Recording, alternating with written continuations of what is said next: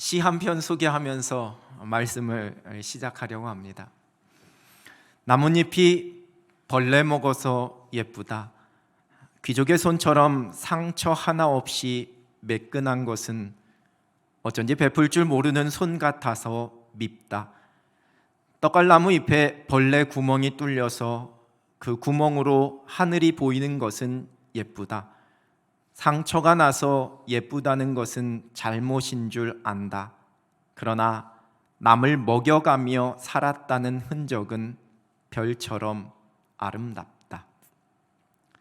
이제는 90이 훌쩍 넘으신 시인 이생진 님의 벌레 먹은 나뭇잎이라는 시입니다.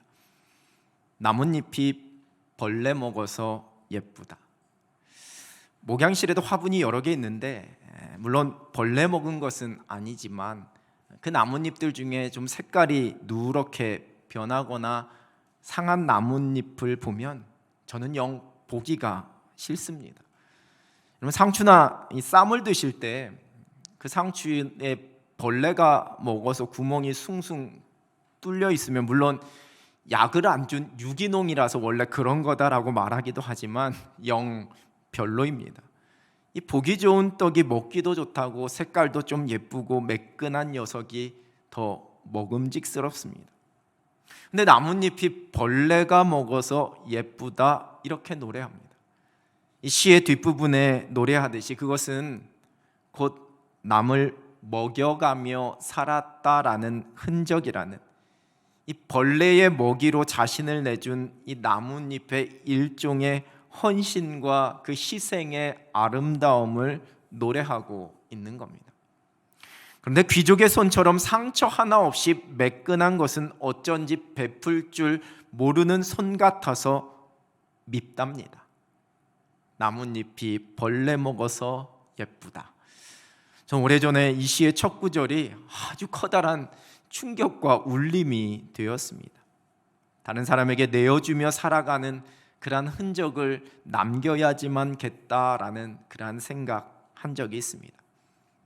노블리스 오블리제라는 말 들어보셨지요? 귀족은 의무를 갖는다라는 뜻으로 사회적 지위에 상응하는 어떤 도덕적인 의무를 의미하는 단어입니다. 초기 로마 시대의 왕과 귀족들이 자신들이 이런 노예와 다른 점은 단순히 신분이 다르다라는 것이 아니라 사회적 의무를 실천할 수 있다라는 것에 있어서 차이가 있다 이렇게 생각했다고 합니다.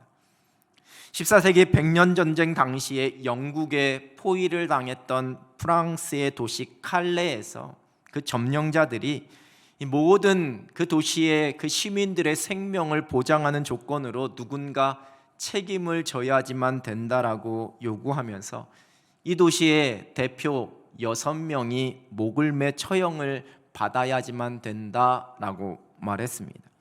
그때에 그 도시의 가장 부유한 부자였던 한 사람이 내가 처형당하겠습니다라고 먼저 자청을 했고 그 뒤를 이어서 시장과 상인, 법률가 등의 귀족들도 동참하게 됩니다.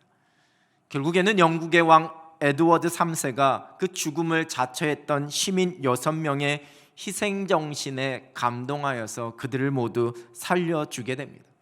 그 후에 역사 속에 이 이야기는 노블레스 오블리제의 상징이 되었습니다. 자신에게 주어진 것에 대한 일종의 책임입니다. 오늘 본문에서 만나는 안디옥 교회는 이제 펼쳐지는 사도행전의 역사의 중심에서 아주 책임 있게 행하게 됩니다. 하나님께서 이 안디옥 교회에 아주 좋은 영적인 지도자들을 세워주셨습니다. 바나바와 느게르라 하는 시므온과 구레네 사람 루기오와 분봉왕 헤롯의 젖동생 마나엔과 및 사울. 오늘 본문 1절은 이렇게 5명의 선지자와 교사, 영적인 그 리더들, 그 안디옥 교회의 영적인 리더들을 소개하고 있습니다. 니게르라 하는 시므온, 여기서 니게르라는 단어는 라틴어에서 온 말로 검은이라는 뜻을 갖고 있습니다. 우리가 아프리카 흑인을 영어로 니그로 이렇게 표현하는데 바로 이 단어에서 비롯된 겁니다. 아마도 이 시므온이 북아프리카의 리비아 지역에 있는 구레네 사람인 흑인이었던 개종자였던 것으로 보입니다. 학자에 따라서는 예수님의 십자가를 대신 지고 골고다에 올랐던 그 구레네 시몬일 가능성도 있다라고 축축하고 있습니다. 구레네 사람 루기오는 사도행전 11장에서도 잠시 언급된 이 스데반의 순교 때문에 박해를 피해서 안디옥에 가서 처음으로 헬라인들에게 복음을 전한 사람 가운데 하나였습니다. 어떤 학자는 로마서 16장 21절에 바울이 언급하고 있는 바울의 친척 루기오가 이 본문의 루기오와 동일 인물일 것이다 라고 추측하기도 합니다. 만화에는 헤롯 왕의 젖동생으로 소개되고 있습니다. 이 젖동생은 함께 양육받은 사람이라는 뜻을 가지고 있습니다. 이 만화에는 세례 요한을 죽인 헤롯 안티파스 왕과 왕궁에서 어린 시절 함께 자란 사람입니다. 물론 친형제는 아니었고요. 이 마나엔의 어머니가 헤롯의 유모였거나 또는 어린 시절부터 그 왕궁에서 같이 자라나서 헤롯과 아주 절친한 사람이었을 것이라고 추측합니다. 어린 시절을 함께 자란 둘이, 한 사람은 이러한 위대한 영적인 지도자로, 또 한 사람은 세례 요한을 죽인 악한 사람으로 그 인생이 펼쳐졌습니다. 복음을 깨닫고 은혜 받은 자와 그렇지 않은 자의 커다란 차이입니다. 물론 이 사람들이 어떠한 사람이었는지의 이러한 설명이나 그 배경이 우리에게 결코 중요한 것은 아닙니다. 오히려 중요한 것은 각기 이러한 다양한 배경을 가진 사람들이 이 십자가 복음으로 한 마음을 갖게 되었고, 그 성령 안에서 한 동역자가 되어서 안디옥 교회의 지도자가 되어 교회를 든든히 세워갔다라는 사실입니다. 그 출신이 어떠하든지, 그 학벌과 가지고 있는 배경이 어떠하든지 상관이 없습니다. 그들이 복음 안에 한 형제가 되고 한 동역자가 되었고 한 공동체가 되었다라는 사실이 중요합니다. 그리고 이제 이어지는 2절 이후의 말씀은 이러한 영적인 리더들을 통해 든든히 서가고 있는 안디옥 교회의 모습을 기록하고 있습니다. 안디옥 교회가 주를 섬겨 금식할 때에 성령께서 하나님의 일을 위해 바나바와 사울을 따로 세우라 말씀하셨고, 교회는 그 말씀에 순종하여 다시 금식하며 기도하고 두 사람을 안수하여 복음을 전하는 선교사로 파송했습니다. 주를 섬겨 금식할 때에 이는 지도자들만이 아니라 안디옥 교회 온 성도들의 모습입니다. 여러분, 여기에서 섬겨로 번역된 헬라어는 그 어원적으로 국가와 사회를 위한 공적인 봉사를 의미하는 단어입니다. 근데 이 구약 성경의 헬라어 번역본인 70인역 성경에서는 구약 성경에서 성전이나 성막에서 섬기고 있었던 제사장들과 레위인들이 그 봉사하는 것을 뜻하는 그 히브리어 단어를 바로 이 헬라어 단어로 번역했습니다. 그리고 이 헬라어 단어에서 예배 의식을 뜻하는 라틴어인 리터지라는 단어가 파생이 되었습니다. 즉 섬겨는 곧 예배입니다. 안디옥 교회가 주를 섬겼다라는 것은 열심히 예배했다라는 것을 의미합니다. 우리가 영어로 예배를 워십 서비스라고 표현하는 것은 성경에서 이렇게 예배를 뜻하는 단어가 섬김, 봉사라는 그 의미가 포함되어져 있기 때문입니다. 안디옥 교회는 예배하는 교회였습니다.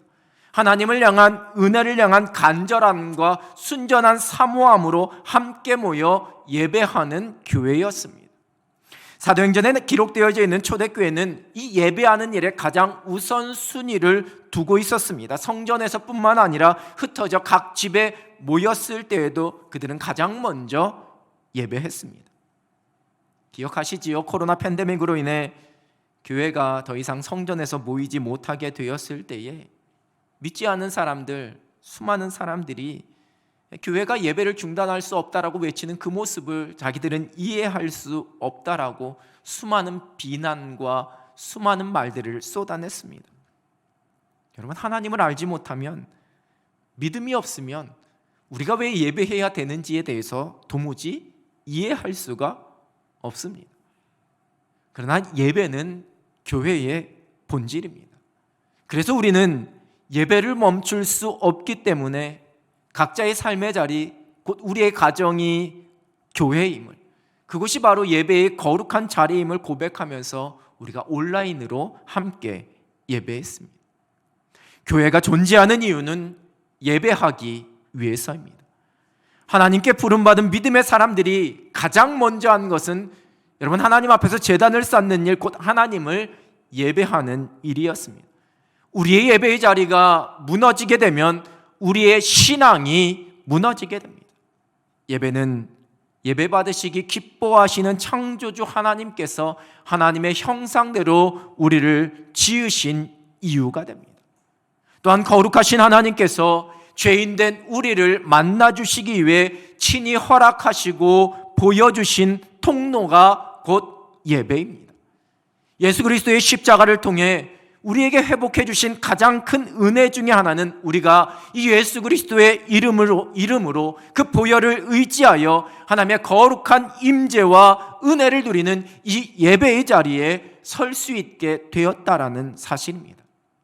그래서 예배가 우리의 삶의 가장 최고의 우선순위가 되어야 합니다. 안디옥 교회는 그렇게 예배하는 가운데 부어주시는 하나님의 놀라운 은혜 속에서 이제 그들이 감당해야지만 될 일이 무엇인지 하나님께 물으며 금식함으로 기도했습니다. 이는 물론 자신의 의를 드러내기 위한 금욕적인 의미로서의 금식이 아니었습니다.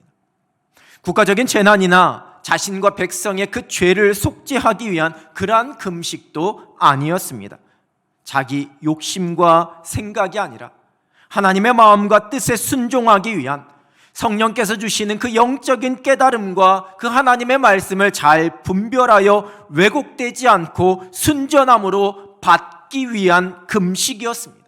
자신의 의지와 감정을 다 내려놓는 의미의 금식입니다.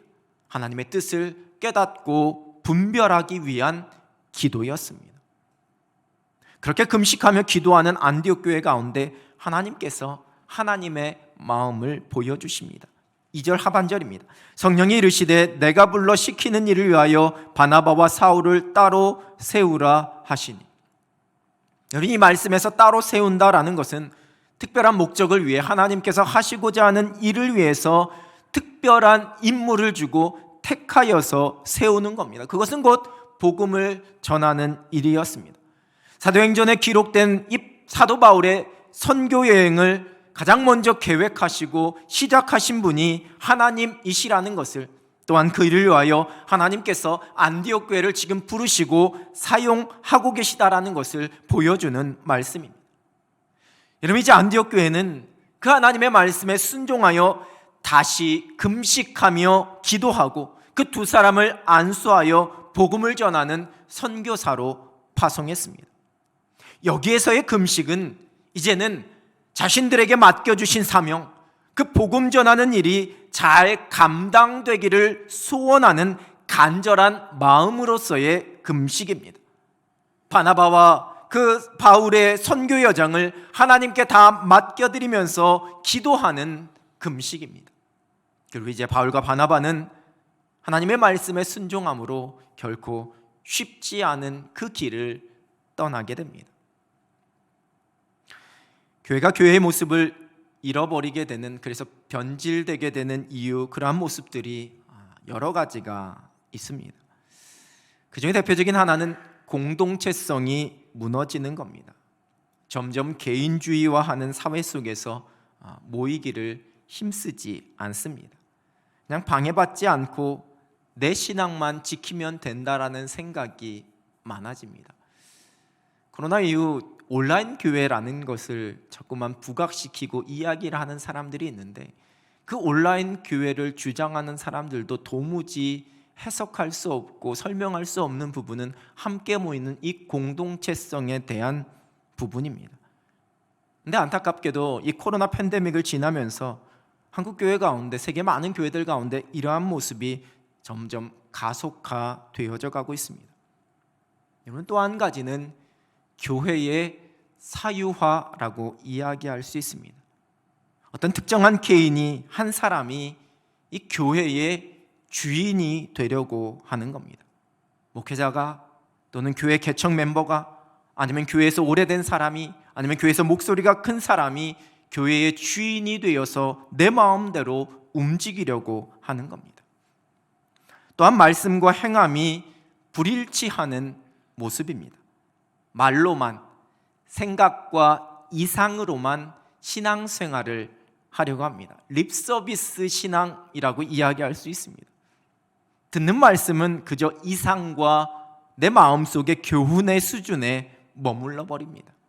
내가 말씀대로 행하지 못하니까 대리만족처럼 그냥 귀로라도 듣고 고개를 끄덕입니다. 그것이 끝입니다. 말씀대로의 행함은 없습니다. 그리고 마지막 또 한 가지를 이야기하자면 교회의 관료제화입니다.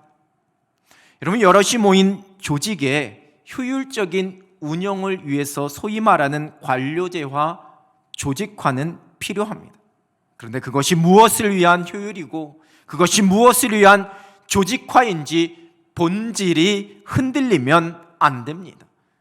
교회가 마치 세상의 회사나 세상에 세워진 기업처럼 이익을 남기기 위한 조직화가 되면 여러분, 교회가 존재하는 이유, 교회의 본질을 잃어버리게 됩니다. 우리의 직분이 필요한 이유, 교회 장로님이, 안수집사님이, 권사님이, 집사님이 필요한 이유, 각 부서와 남녀 선교회가 필요한 이유, 여러분, 그 본질과 그 이유를 잃어버리게 되면 교회에 세워진 수많은 조직과 이 직제는 그저 조직을 위한 조직을 유지하기 위한 몸부림이 되어버립니다. 이러한 변질된 모습 속에 많은 교회들이 엉뚱한 곳에 열정과 에너지를 쏟아붓고 그저 그 조직을 유지하기 위해 온통 모든 힘과 열정을 쏟아붓고 그러면서 영적인 생명을 점점 잃어가는 모습을 보게 됩니다.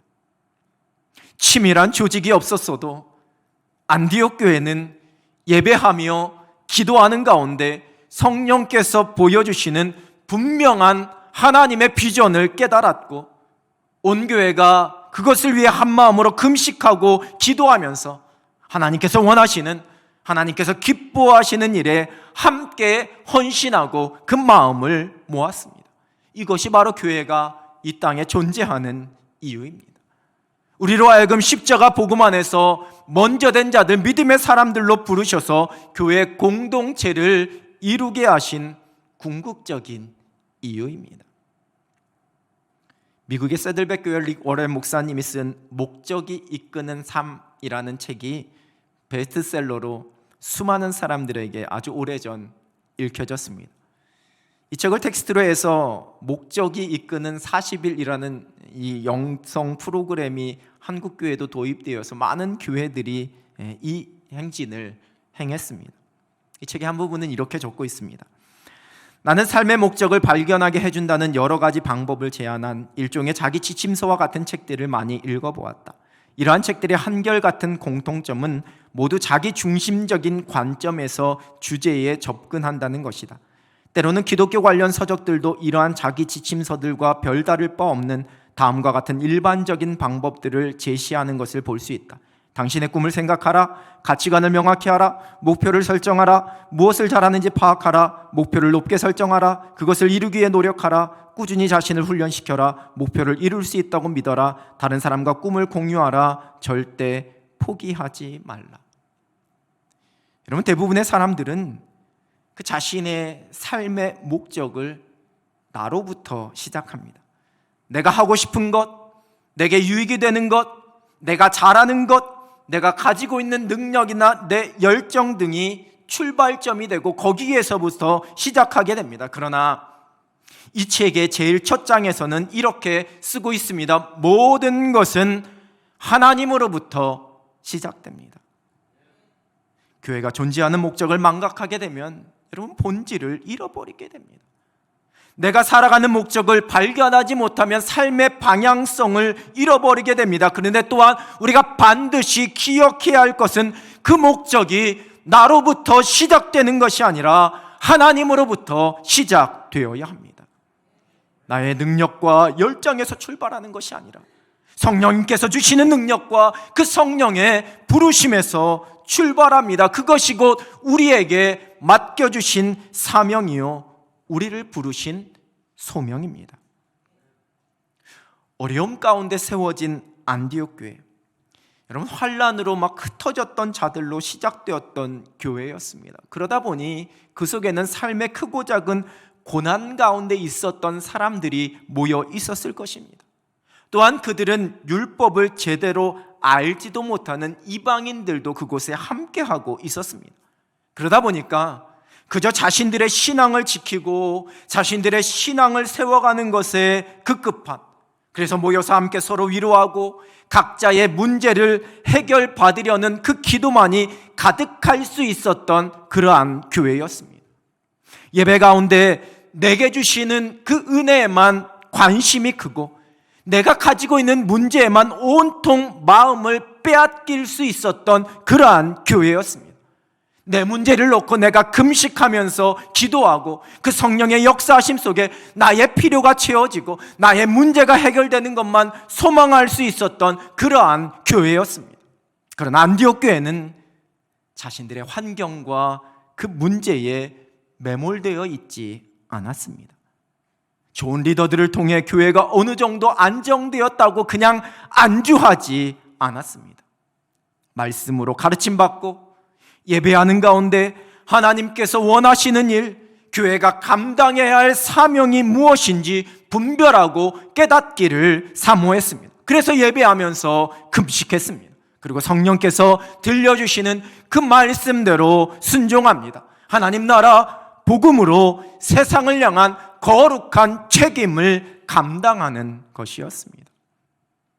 여러분, 우리가 은혜를 사모하면서 이 예배의 자리로 달려나옵니다. 나와서 서로에게 은혜 받으라고 축복하면서 인사합니다. 예배 끝나고 은혜 받았다라고 그렇게 고백합니다. 그러나 중요한 것은 예배의 은혜가 그냥 그 자리에서의 은혜와 감동, 감격으로 끝나서는 안 됩니다. 자기 만족과 자기 감정의 카타르시스를 경험하는 것으로 끝나서는 안 됩니다. 하나님의 은혜와 사랑 가운데 하나님의 사람으로 온전하게 되었으면 이제 하나님께서 원하시는 일에 우리가 헌신합니다. 사명을 감당합니다. 여러분, 은혜 받고 그저 우리끼리 그 은혜를 나누고 우리끼리 그 은혜를 누리는 것으로 우리가 만족하지 않습니다. 우리의 신앙을, 우리의 삶의 문제를 해결할 수 있는 요술램프 정도로 생각하지 않습니다. 우리에게 주신 기도의 능력을 그저 내 어려움과 내 답답한 일을 해결할 수 있는 방법으로만 여기지 않습니다. 물론 하나님께서 여러분 우리의 기도에 응답하셔서 우리의 삶의 문제를 해결해 주시고 우리의 묶였던 모든 것들을 풀어주십니다. 하나님의 자녀들에게 허락해 주신 놀라운 약속이요 능력입니다. 그러나 중요한 것은 우리가 거기에만 머물지 않습니다. 거룩한 하나님의 나라, 하나님의 뜻, 하나님께서 기뻐하시는 일을 분별하고 깨닫기 위해 하나님 앞에 기도합니다. 그리고 그 기도의 능력을 통해서 이루실 하나님의 놀라운 일들, 복음의 역사, 하나님 나라의 일을 기대하면서 우리가 함께 소망합니다. 예수님께서 제자들을 부르시고 그 제자들에게 귀신을 쫓아내고 모든 병과 악한 것을 고치는 권능을 주시면서 제자들에게 이렇게 말씀하십니다. 마태복음 10장 5절에서 8절입니다. 예수께서 이 12를 내보내시며 명하여 이르시되 이방인의 길로도 가지 말고 사마리아인의 고을에도 들어가지 말고 오히려 이스라엘 집에 잃어버린 양에게로 가라.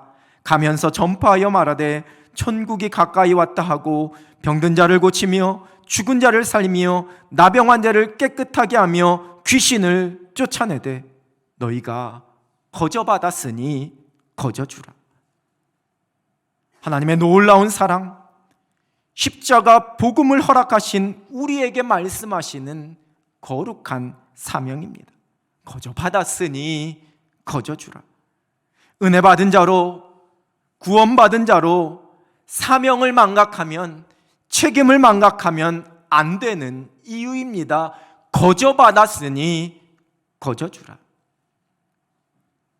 몇 년 전 개봉한 항거 유관순이라는 영화 속에 참 제 마음을 먹먹하게 하고 때로는 부끄럽게 하는 여러 장면과 대사가 있었습니다. 언젠가도 한번 잠깐 소개해드렸던 것 같은데요, 영화의 제일 마지막 부분이 그 한 장면입니다. 3.1 운동을 같이 하다가 함께 투옥됐던 모든 동료들이 다 석방되고 홀로 남게 된 유관순 열사. 온갖 고문을 당해서 그 몸은 다 만신창이가 되어 몸을 가누지도 못하는, 그냥 누워있을 수밖에 없는 유관순 열사에게 옥에서 허드렛 일을 하면서 밥을 나누어 주던 일을 하던 한 남자가 그 갇혀있던 문 밖에서 이렇게 조용히 묻습니다. 왜 그렇게까지 하는 거요? 그러자 유관순 열사가 이렇게 대답합니다. 그럼 누가 합니까? 그럼 누가 합니까? 오늘이 제104주년 3.1절 기념주일입니다. 나라의 독립을 위해 자신의 목숨을 기꺼이 내주었던 수많은 선열들이 있었습니다.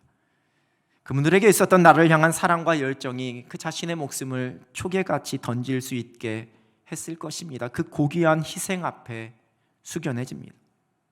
또한 그러한 분들 가운데 하나님을 믿는 믿음 안에 생했던 분들이 계십니다. 그분들은 그 일이 주께서 자신에게 주신 사명이라, 하나님의 뜻을 이루는 하나님 나라의 일이라는 믿음으로 행했던 그런 수많은 믿음의 선진들이었습니다. 믿음의 사람들이 행한 3.1 운동은 하나님께서 부르신 소명을 따라 행한, 나라를 향한, 시대를 향한 거룩한 사명이었다라고 이야기할 수 있습니다. 그리고 중요한 것은 이 일이 단순히 과거에 있었던 100년 전에 있었던 그냥 기념할 만한 일로 끝나서는 안 된다라는 겁니다.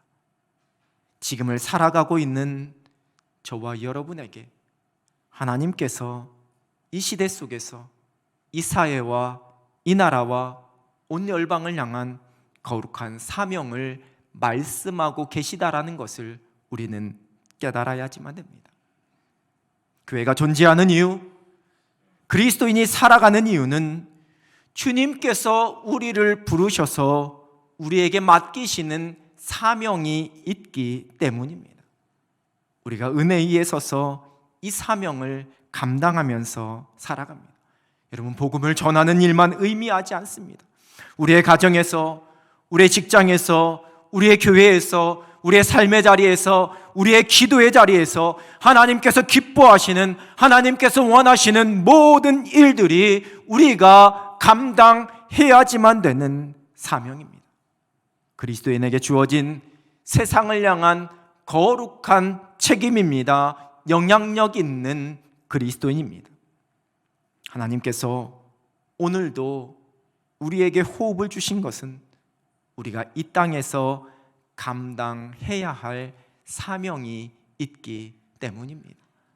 내가 힘이 없어서 아무것도 하지 못한다 할지라도 여전히 이 나라를 위해, 이 사회를 위해, 수많은 믿음의 자녀들과 후손들을 위해 기도하라라는 그 사명이 있기 때문에 여전히 오늘도 우리에게 호흡을 주신 겁니다.